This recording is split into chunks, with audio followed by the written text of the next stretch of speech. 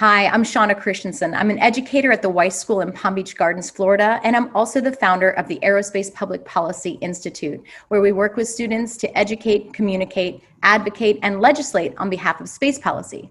My student Argyrios Vaitsos and I are here today to talk with you a little bit about how we can really start to excite the younger student. Because when we think about the pipeline of the aerospace future, we know that it's important to start even younger than where we are currently. And so let's talk about kids in general. First of all, we know that they're innate learners. They're so excited about the idea of learning. And when they're young, they have no idea that they're not capable of doing big people work. And this has to do with forming their identity. So as early back in pedagogical theory, we understand that even Erik Erikson has talked regularly about the stages of competency. And he reminds us that as early as age 5 through 7, students are already starting to identify with that which they feel competent. They're starting to say, hey, I'm really good at math, or I'm really not good at science, so I must be a math kid. We need to do more to change that, particularly with certain groups, if we are to necessarily fill this pipeline of the future. Because what we're finding as we look over a period of time is that even if a student does enter a higher level learning for aerospace or for some of those STEM fields, the chances of them staying all the way to actually entering a career are also greatly reduced. So we have to do more early on. As you can see from the bottom picture here, the kids this day in kindergarten were not just playing dress up. When they put on their lab coats, they were sharing out about their experiments, and they knew that they were scientists this day. This is incredibly important because if they don't have role models at home, if they don't have science majors or doctors that they can look up to and say, oh, that's something in my future.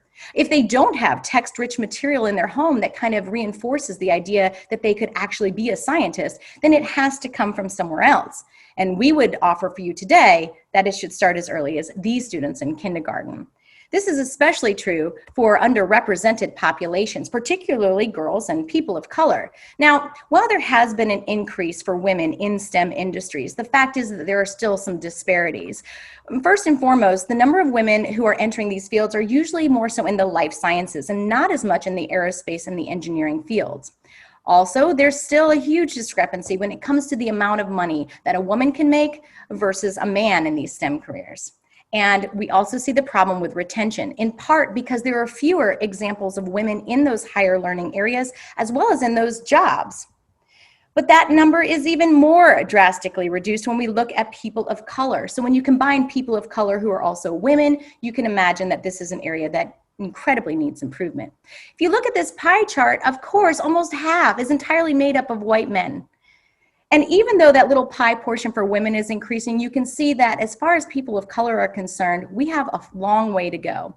And where do we start? We start much younger. The idea of starting as early as kindergarten so that we can help students to identify that even if they don't feel good at something right yet, that they have that ability to actually reach out to become that later on. And of course, socioeconomically, this is ultimately very important because over the years, STEM jobs have increased in as far as how much they're being paid regularly, but not only regularly, in how they advance from year to year. So if a student who already doesn't identify themselves as a STEM or science person is relegated to a different field, sometimes this kind of perpetuates that self-fulfilling poverty cycle that oftentimes already affects people of color and certainly sometimes girls as well. And so there has to be a way that we can change this, primarily with regards to education. We all hear the 21st century skill set. We hear it bandied about all the time. This is the wave of the future, and we are here now. And while it is true that the jobs of the future are now, and that these jobs that we're looking forward to are embracing these skills, today, my partner and I want to discuss the importance of focusing on the 4 C's very early, the idea of critical thinking, collaboration, creativity, and communication. And so to share with you a little bit about those soon, he's going to talk to you about some activities that a young teacher or a teacher of young students can incorporate early on. Because when you incorporate real project-based learning and the idea of hands-on education, amazing things can happen. The students at our school are fortunate to be able to look up to middle school students who have actually been selected by NASA twice in order to build, launch a CubeSat satellite. And so they get the idea that this is something that's common in their school, so that when they are starting these other activities earlier, they are very excited to see the possibilities that await them. And so now here's Argyrios, who will share with you some of these activities that we do with our younger students, with hopes that you too may be able to share these with teachers around the world. There are many ways to get students inspired so that they can be the next generation of the STEM workforce.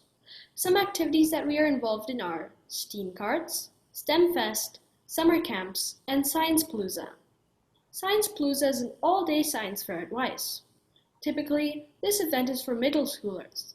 However, it was recently expanded to include primary and intermediate levels. A major focus of this event is to encourage younger kids to participate in STEM work through fun and hands-on experiments. Importantly, the skills reinforced for all of these activities are literacy, communication, collaboration, critical thinking, and social skills. Teaching the next generation about STEM is critical. As part of outreach to younger kids, Weiss students are involved in creating STEM-themed coloring and activity books, and the older students are creating rocket launch parties for younger students to participate in, with activities such as sob rockets and oversized Lego competitions. One great example of older students paving the way for younger students is the Weiss Wolverine CubeSat development team. The Wolverine team started out with a few middle school students who were interested in aerospace and wanted to put a small satellite into space. However, they have now grown up and are in high school. This has left room for the next generation of 5th and 6th graders to continue their legacy in the form of the Wolfpack CubeSat development team. In particular, the Wolfpack team is working on space settlement design competitions and, of course, the prestigious CubeSat development. In order for students to engage in these kinds of activities, it's very important that teachers feel that they are competent enough as well. And so we encourage students through grants that we've received in order to kind of engage them in this hands-on applications of learning. And so we encourage these educators to become members of their organizations so that they can not only utilize some of the professionals into their classrooms, they can start identifying, again, women and people of color who might be able to come to the classroom, but also so that they can start to expand how they view themselves and to be able to do the real work of aerospace by joining companies like the American Institute of Aeronautics and Astronautics, as well as Space Foundation teacher liaisons. If we are to help the STEM pipeline, we have got to help the children of today to be able to recognize that they are going to be able to contribute to this well-paying career and one where we definitely need to fill. We have the graying of the workforce happening to a point where essentially people are retiring every day. And without us being able to fill that pipeline, we are not going to be able to take care of filling this pipeline for the future. So we look forward to collaborating with you in the future. Should you wish to join us, we hope that you'll reach out to us. Thank you.